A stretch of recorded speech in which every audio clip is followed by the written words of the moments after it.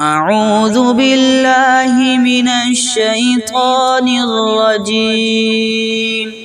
بسم الله الرحمن الرحيم. والطور وكتاب مسطور في رق منشور والبيت المعمور والسقف المرفوع والبحر المسجور إن عذاب ربك لواقع ما له من دافع يوم تمور السماء مورا وتسير الجبال سيرا فويل يومئذ للمكذبين الذين هم في خوض يلعبون يوم يدعون إلى نار جهنم دعا هذه النار التي كنتم بها تكذبون أفسحر هذا أم أنتم لا تبصرون اصلوها فاصبروا أو لا تصبروا سواء عليكم إنما تجزون ما كنتم تعملون إن المتقين في جنات ونعيم فاكهين بما آتاهم ربهم ووقاهم ربهم عذاب الجحيم كلوا واشربوا هنيئا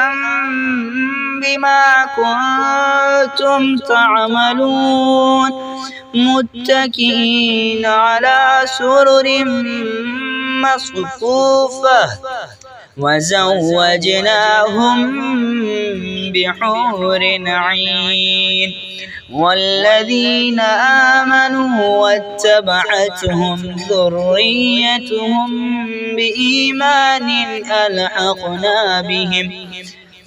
بإيمان ألحقنا بهم ذريتهم وما ألتناهم من عملهم من شيء كل امرئ بما كسب رهين وأمددناهم بفاكهة ولحم مما يشتهون يتنازعون فيها كأسا لا لغو فيها ولا تأثيم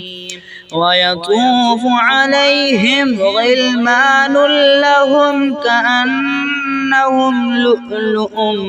مكنون وأقبل بعضهم على بعض يتساءلون قالوا إنا كنا قبل في أهلنا مشفقين فمن الله علينا ووقانا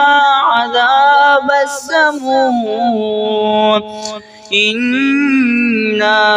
كنا من قبل ندعوه إنه هو البر الرحيم فذكر فما أنت بنعمة ربك بكاهن ولا مجنون أم يقولون شاعر نتربص به ريب المنون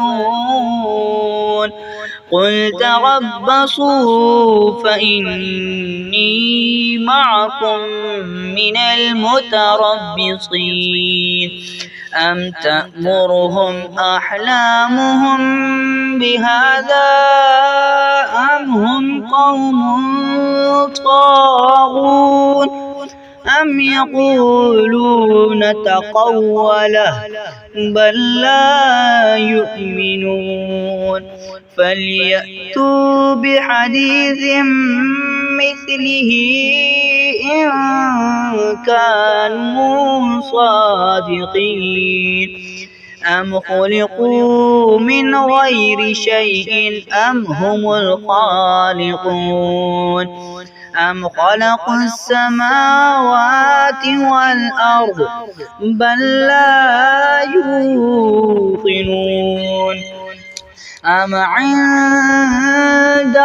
خزائن ربك أم هم المسيطرون أم لهم سلم يستمعون فيه فليأت مستمعهم بسلطان مبين أم له البنات ولكم البنون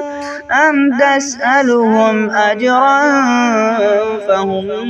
من مغرم مثقلون أم عندهم الغيب فهم يكتبون أم يريدون كيدا فالذين كفروا هم المكيدون أم لهم إله غير الله سبحان الله عما يشركون وإن يروا كسفا من السماء ساقطا يقولوا سحاب مركوم فذرهم حتى يلاقوا يومهم الذي فيه يصعقون يوم لا يغني عنهم كيدهم شيئا ولا هم ينصرون وإن للذين ظلموا عذابا دون ذلك ولكن أكثرهم لا يعلمون واصبر لحكم ربك فإنك بأعيننا وسبح بحمد ربك حين تقوم